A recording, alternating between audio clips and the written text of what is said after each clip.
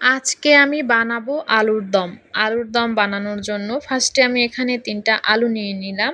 আলুগুলোকে সুন্দর করে ছিলে কেটে নিলাম। এরপরে আমি একটা প্যানে গরম পানি বসালাম। আলুগুলোকে ফার্স্টে আমি আধা সেদ্ধ করে নিব। আধা সেদ্ধ করে নিলে আলুর দমটা ভালো হয়। এই যে আমার আলুগুলো প্রায় সেদ্ধ হয়ে গেছে, এখন তুলে ফেলবো। এরপরে আরেকটা প্যান গরম করে আমি পরিমাণ মতো তেল দিয়ে দিলাম। এরপরে দিয়ে দিলাম ৩ টা এলাচ, দারুচিনি। এরপরে দিলাম রসুন বাটা। এরপরে দিচ্ছি আদা বাটা। তো সব বাটা মশলা দিয়ে দিলাম। এগুলো প্রচুর ছিটতেছে, এজন্য একটু পানি দিয়ে দিলাম। এরপরে দিচ্ছি পেঁয়াজ বাটা। সব বাটা মশলা দেওয়ার পরে এখন দিয়ে দিচ্ছি হলুদের গুঁড়া, মরিচের গুঁড়া আর পরিমাণ মতো লবণ দিয়ে দিলাম। এখন এগুলোকে সুন্দর করে আমি কষিয়ে নিব। এই কষানো হয়ে গেলে এরপরে আমি এখন দিচ্ছি জিরার গুঁড়া, এরপরে দিলাম ধনিয়ার গুঁড়া। এখন সুন্দর করে কষিয়ে আমি এই যে আধা সেদ্ধ আলুগুলো এর ভিতরে দিয়ে দিচ্ছি। এখন সবগুলোকে সুন্দর করে আমি কষিয়ে নেব। কিছুক্ষণ ভালো করে কষিয়ে তারপরে পানিটা দিব। তো এটাকে আমি ঢেকে ঢেকে তারপরে আস্তে আস্তে রান্না করব।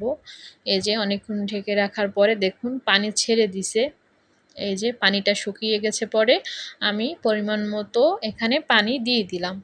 এখন এটাকে সুন্দর করে নেড়েচেড়ে আমি কিছুক্ষণ দমে বসিয়ে রাখবো।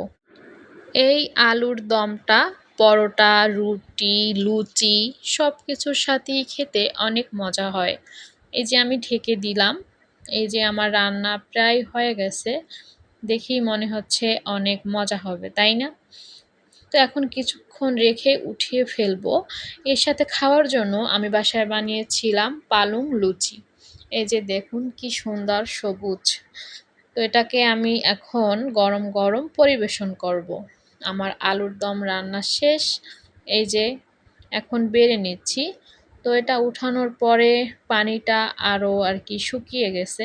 আর একটু ঝোল ঝোল হলে মনে হয় ভালো হতো। যাই হোক, এখন এটাই প্লেটে বেড়ে নিচ্ছি। এখন জামাইয়ের সাথে একসাথে বসে লুচি আর এই যে আলুর দম খাবো। তো এখন সব কিছু বেড়ে নিচ্ছি। এই যে লুচি, তো গরম গরম লুচি দিয়ে আলুর দম খেতে কিন্তু সেই মজা। তারপরে এই যে আমরা দুজন খেতে বসে পড়েছি। এখন একটু টেস্ট করে দেখি কেমন হয়েছে। এই যে আলুর দম নিয়ে খাচ্ছি, সেই মজা। আপনারা বাসায় ট্রাই করে দেখবেন। তো আজকের ভিডিওটা কেমন লাগছে অবশ্যই কমেন্টে জানাবেন। সুন্দর সুন্দর রেসিপি পেতে আমার চ্যানেলের সাথে যুক্ত হয়ে থাকবেন। তো আজকের ভিডিওটাই পর্যন্তই। আল্লাহ হাফেজ।